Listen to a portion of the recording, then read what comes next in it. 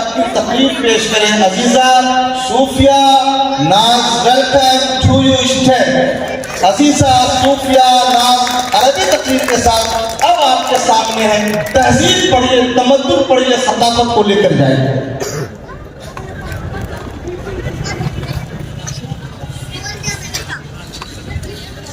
I welcome to all of you with the Islamic greeting.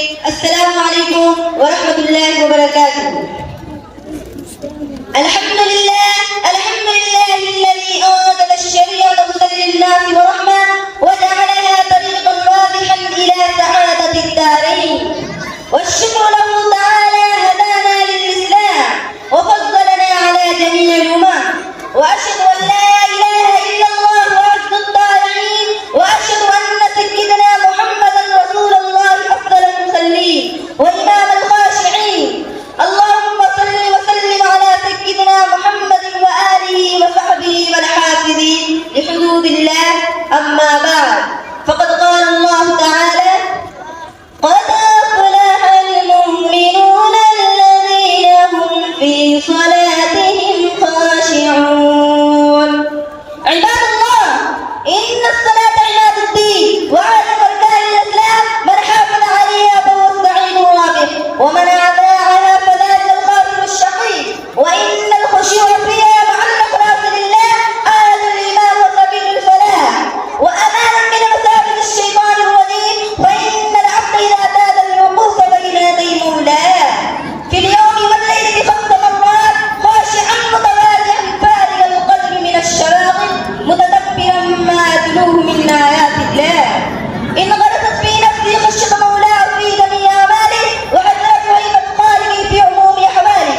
فإذا طولت له نفسه أمرا أو ذكر له الشيطان سوءا انتظره منها قائلا: إني أخاف الله رب العالمين.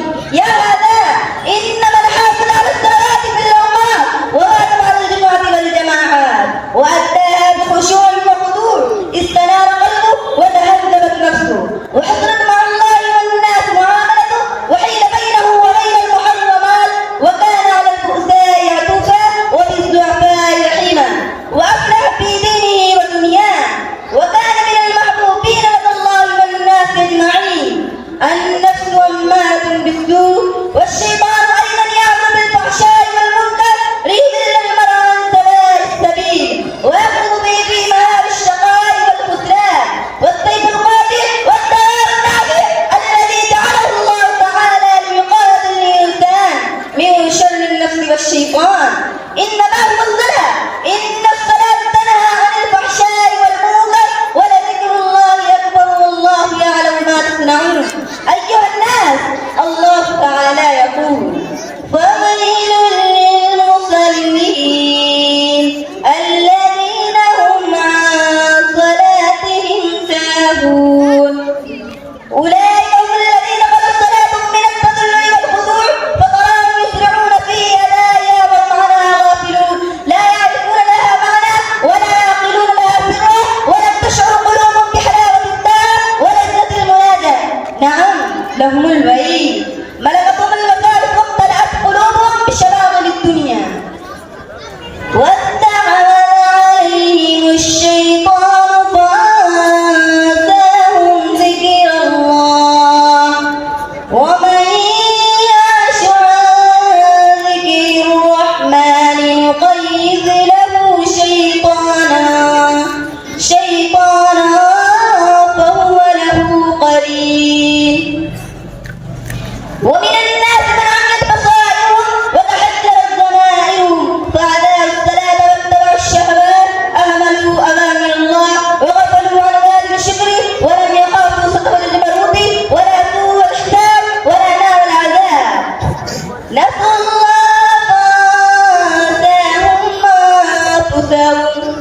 أولئك حزب الشيطان ألا إن حزب الشيطان هم الخاسرون. فيا أيها المسلمون، اتقوا الله ربكم وحافظوا على صلواتكم وقوموا لله خاشعين خاشعين لتفوزوا برضوان الله وتكونوا من المفلحين الذين شملهم الله بإحسانه وغمرهم في بحار رحمته. أولئك